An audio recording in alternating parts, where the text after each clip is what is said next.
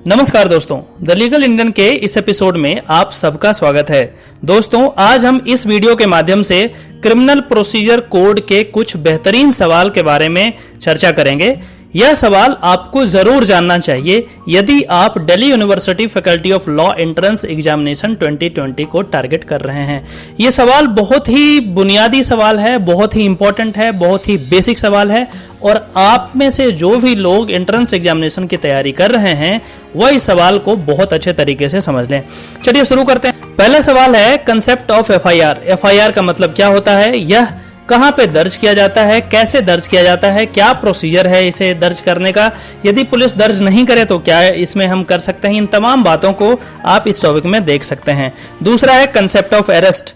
Arrest जब police आपको करती है तो किन बातों का ध्यान आपको रखना चाहिए, किन बातों का ध्यान पुलिस को रखना चाहिए, पुलिस की क्या ड्यूटीज है, पुलिस को क्या प्रोसीजर फॉलो करना चाहिए, इन तमाम बातों को आप इस टॉपिक में समझ सकते हैं।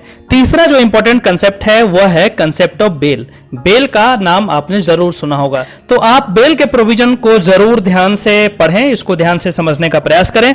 यदि बेल की हम बात करें तो दो तरीके के ऑफेंसेस हमारे पास होते हैं, एक बेलेबल ऑफेंस होता है, एक नॉन बेलेबल ऑफेंस होता है। बेल बॉन्ड क्या होता है, इन तमाम बातों को आप ध्यान रख सकते हैं। अगला जो क्वेश्चन है बर्डन ऑफ प्रूफ।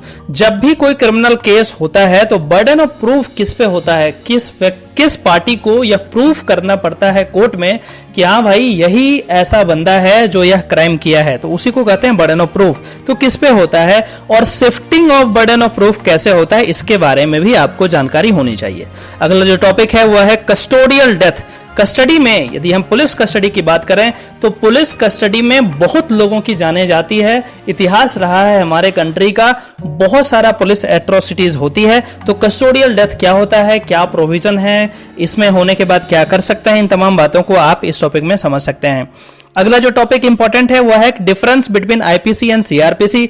बहुत सारे ऐसे लोग होते हैं जिन्हें आईपीसी और सीआरपीसी में अंतर पता ही नहीं चलता कि आखिर क्या डिफरेंस है। बहुत सारा डिफरेंस, आप इन तमाम डिफरेंसेस को बहुत अच्छे तरीके से समझ लीजिए ताकि जो बेसिक क्वेश्चंस आएंगे उसको आप सॉल्व कर पाएं। अगला जो टॉपिक है वो है प्ली बार्गेनिंग। प्ली बार्गेनिंग मतलब ये हुआ कि जब आप बार्गेन करते हैं, मान के चलो कि एक बंदा दूसरे बंदे को कोई क्रिमिनल ऑफेंस किया है, उसके बाद यदि वह ऑफेंस कंपाउंडेबल है और यदि वह ऑफेंस प्ली बार्गेनिंग के लिए एलिजिबल है तो आपके पास ये होता है राइट कि आप प्ली बार्गेनिंग का एप्लीकेशन लगा सकते हैं कोर्ट में, और यदि सामने वाला पार्टी एग्री करता है तो आप बार्गेन कर सकते हैं ताकि आप पे जो चार्जेस हैं उसको रिड्यूस कर दिया जाए और उसके बदले आपको कुछ ना कुछ देना पड़ेगा दूसरे पार्टी को। अगला जो क्वेश्चन है वह है कि पुलिस एट्रोसिटीज। पुलिस एट्रोसिटीज का नाम आपने जरूर सुना होगा, चाहे वो कोई भी प्रोटेस्ट हो या फिर पुलिस के द्वारा आम जनता पे एट्रोसिटीज जो करने की बातें होती है, इसके बारे में आपको जरूर जानना चाहिए। क्वेश्चंस पूछे जाते हैं। इन दिनों पुलिस एट्रोसिटीज काफी न्यूज में है, तो आप इसको बहुत अच्छे से प्रिपेयर कर लें। अगला जो हमारा टॉपिक है वह है what if police refuses to register FIR. हमने एफआईआर की बात की और यदि पुलिस एफआईआर करने से मना कर देती है, रिफ्यूज कर देती है, तो आपके पास क्या रेमेडीज है, लॉ में क्या रेमेडीज है, सीआरपीसी के अंदर क्या रेमेडीज है, इन तमाम बातों को आपको जरूर जानना चाहिए। अगला टॉपिक है कंसेप्ट ऑफ समन। समन का मतलब क्या होता है, सीआरपीसी में क्या मतलब है, उसको समझने का प्रयास आप जरूर करें। उसके बाद अगला जो टॉपिक इंपॉर्टेंट है वारंट। समन और वारंट हमेशा यूज किया जाता है, आप इसको बहुत अच्छे तरीके से समझ लें और दोनों में क्या डिफरेंसेस है उसको भी आप ध्यानपूर्वक देख लें। अगला जो टॉपिक है ब्लैक वारंट। हाल फिलहाल के केसेस में ब्लैक वारंट इशू किया गया था। ब्लैक वारंट के बारे में आपको जानकारी जरूर होनी चाहिए, सीआरपीसी से गवर्न होता है। अगला जो टॉपिक है death sentence process in India. Death sentence होने का क्या प्रोसेस है, कौन सी ऐसी अदालत है जो डेथ सेंटेंस दे सकती है, सबसे लोएस्ट कौन सी अदालत है, उसके बाद कैसे अपील होता है, अपील कहाँ जाता है, कितनी बार जाता है, क्या क्या प्रोविजंस है सीआरपीसी के अंदर, इसके बारे में बहुत जरूरी है जानना। अगला जो काफी इंपॉर्टेंट टॉपिक है और 2013 के बाद खास करके यह टॉपिक बहुत ही इंपॉर्टेंट हो गया है और वह है कि zero FIR. Concept of zero FIR. Zero FIR का मतलब क्या होता है और ये किस तरीके से सीआरपीसी में गवर्न होता है, क्या इसका मतलब होता है, इसके बारे में जानकारी जरूर होनी चाहिए। आप यह भी पता करें कि आखिर जीरो एफआईआर का कंसेप्ट क्यों आया, आखिर ऐसा क्या हुआ कि जीरो एफआईआर का कंसेप्ट लाना पड़ा। ये बहुत ही रिसेंट है, तो इसमें आप अच्छे तरीके से प्रिपेयर करने आने का ज्यादा चांस है। अगला जो टॉपिक है वह है can lower court give death sentence under CrPC. क्या जो लोअर कोर्ट है सीआरपीसी के अंदर वह डेथ सेंटेंस दे सकते हैं क्या? यदि दे सकते हैं तो किस प्रोविजन के अंदर दे सकते हैं, कैसे दे सकते हैं, कौन दे सकते हैं, इन तमाम बातों को आपको जरूर जानना चाहिए। उसके बाद जो सबसे बेसिक क्वेश्चन आता है क्रिमिनल लॉ में वो है कि प्लेंटिफ का मतलब क्या होता है, डिफेंडेंट का मतलब क्या होता है। उसके बाद आप यदि क्रिमिनल मैटर को देखें तो प्रोसिक्यूशन का मतलब क्या होता है, डिफेंडेंट का मतलब क्या होता है, कंप्लेनेंट का मतलब क्या होता है। इन तमाम बातों को आपको बहुत ही क्लियर कट समझना चाहिए। यदि आप इसको समझ जाते हैं तो जो बेसिक क्वेश्चंस क्रिमिनल लॉ के होंगे वो बिल्कुल भी गलत नहीं होंगे। आपकी जानकारी के लिए मैं बताऊं कि in a civil case the defendant is a person और entity being sued and the plaintiff is a person और entity filing the lawsuit. जो लॉ सूट फाइल करता है उसे प्लेंटिफ कहते हैं और जिसके अगेंस्ट फाइल किया जाता है उसे क्या कहते हैं, डिफेंडेंट कहते हैं। लेकिन ये सिविल केसेस में होते हैं। क्रिमिनल केसेस में क्या होते हैं इसके बारे में आप कमेंट करके हमें बताइए। अगला जो टॉपिक है वो है प्रूफ बियॉन्ड रीजनेबल डाउट। जो प्रूफ बियॉन्ड रीजनेबल डाउट की बात करते हैं ये क्रिमिनल लॉ का कंसेप्ट है। मतलब ये हुआ कि आप इस तरीके से प्रूफ करें अपने मैटर को कि कोई भी डाउट नहीं रह जाए। इसके बारे में आप बहुत ही अच्छे तरीके से पढ़ लें।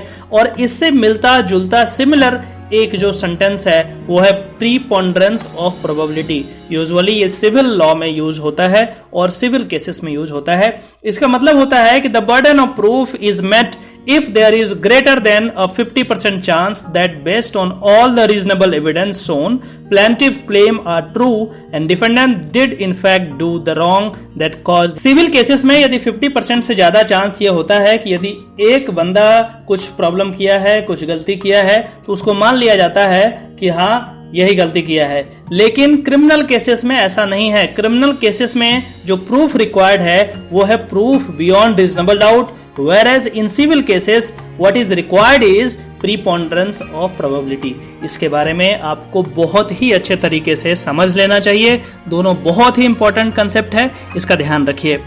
दोस्तों इससे पहले मैं आगे बढ़ूं मैं आपको बताऊं हमने एक आईपीसी फॉर दिल्ली यूनिवर्सिटी 2020 करके कोर्स निकाला है जिसमें आईपीसी के बारे में जितनी चीजें हैं, जो भी रेलेवेंट इंफॉर्मेशन है आपके एग्जामिनेशन पर्पस के लिए उसमें कवर किया जाएगा। उसका सिलेबस भी हमारे पास मौजूद है। आप नीचे दिए गए लिंक में जाकर के इनरोल हो सकते हैं। वहां जाइए, लिंक को क्लिक कीजिए और उसके बाद छोटा सा फॉर्म है आप उसको भरिए और उसके बाद आप इस कोर्स को ज्वाइन कर सकते हैं। चलिए फिर अगला क्वेश्चन हम देखते हैं कि एक्यूज्ड वर्सेस कन्विक्टेड। एक्यूज्ड का मतलब क्या होता है, कन्विक्टेड का मतलब क्या होता है, क्या दोनों सेम ही हैं या दोनों अलग अलग हैं, किस तरीके से सीआरपीसी में यूज होता है ये दोनों शब्द, इसके बारे में आपको बिल्कुल अच्छे तरीके से पढ़ना है।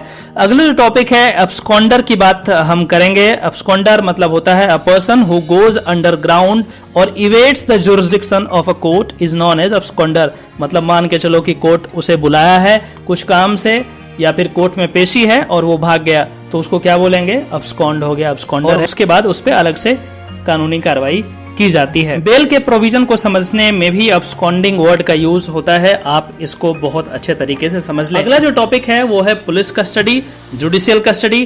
क्या होता है, दोनों में अंतर क्या है? कई बार आपने न्यूज़पेपर में सुना होगा कि पुलिस कस्टडी में भेज दिया गया, जुडिशियल कस्टडी में भेज दिया गया। दोनों में क्या अंतर होता है, दोनों में आखिर क्यों पुलिस कस्टडी में क्यों भेजा जाता है, जुडिशियल कस्टडी में क्यों भेजा जाता है, इसका क्या कारण है, कौन ये डिसाइड करता है, इन तमाम बातों को आपको बहुत अच्छे तरीके से जानकारी होनी चाहिए ताकि जो बेसिक क्वेश्चंस सीआरपीसी के हैं वो आप अच्छे तरीके से कर सकें।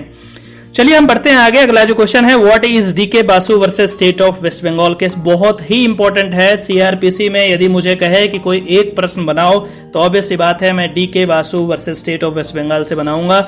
बहुत ही इंपॉर्टेंट केस है, आप इसके बारे में जानकारी एकत्रित कीजिए कि आखिर ये केस क्या है। अगला जो टॉपिक है hierarchy of courts in India. Criminal courts जो भी है, लोअर कोर्ट, हायर कोर्ट किस तरीके से हायरार्की में है उसके बारे में जानकारी आपको जरूर होनी चाहिए और ये काफी इंपॉर्टेंट टॉपिक है। कई बार डायरेक्ट क्वेश्चन इसमें पूछा जाता है तो आप इसको प्रिपेयर कर। उसके बाद जो प्रश्न है वो है कोर्ट मींस, कोर्ट का मतलब क्या होता है, क्या कोर्ट का मतलब बिल्डिंग होता है क्या? जैसे मान के चलो सुप्रीम कोर्ट की यदि बात करते हैं तो क्या सुप्रीम कोर्ट का बिल्डिंग सुप्रीम कोर्ट कहा जाता है या फिर जज जहां पे बैठ जाएं और ये घोषणा कर दें कि यह कोर्ट है और उनके द्वारा दिया गया ऑर्डर ऐसा माना जाएगा जैसे कोर्ट ने ही पारित किया है तो वो भी कोर्ट होगा।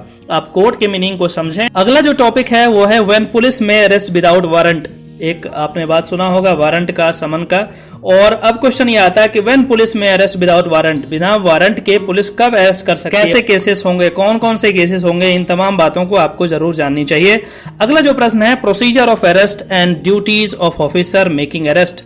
जब अरेस्ट किया जाता है किसी पर्सन को तो क्या प्रोसीजर है अरेस्ट करने का, पुलिस को क्या ड्यूटीज फॉलो करना चाहिए, पुलिस की क्या ड्यूटीज है, आपकी क्या रिस्पॉन्सिबिलिटीज है, आपको क्या ध्यान में रखना चाहिए ताकि पुलिस आपको परेशान नहीं कर सके और बेवकूफ भी नहीं बना सके। इन तमाम लॉज के बारे में जानकारी जरूरी है, तभी आप सीआरपीसी के बेसिक क्वेश्चंस को कर पाएंगे। अगला जो प्रश्न है वो भी अरेस्ट से ही रिलेटेड है। Right of arrested person to meet an advocate of his choice during interrogation, बहुत ही इंपॉर्टेंट है और ये सीआरपीसी में है और इसके साथ साथ कॉन्स्टिट्यूशन ऑफ इंडिया में फंडामेंटल राइट पार्ट 3 में भी दिया गया है।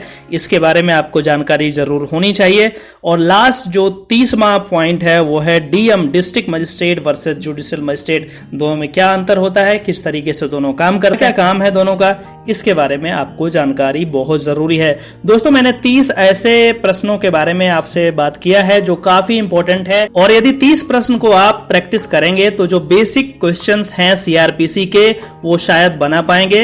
हालांकि इसमें बहुत सारा ऐसा टॉपिक है जो काफी रेलिवेंट है लेकिन हमारे पास टाइम कम होता है। आप यदि चाहें तो हमारा course IPC for DU LLB join कर सकते हैं। नीचे डिस्क्रिप्शन में इसका लिंक मिल जाएगा। आप यदि चाहें तो नीचे दिए गए नंबर पे आप डायरेक्ट व्हाट्सएप करके इसकी जानकारी ले सकते हैं। दोस्तों अगले टॉपिक में हम बात करेंगे एविडेंस लॉ के बारे में, कौन से एविडेंस लॉ के प्रश्न ज्यादा इंपॉर्टेंट हैं उसके बारे में हम चर्चा करेंगे। तब तक आप इस चैनल पे बने रहिए।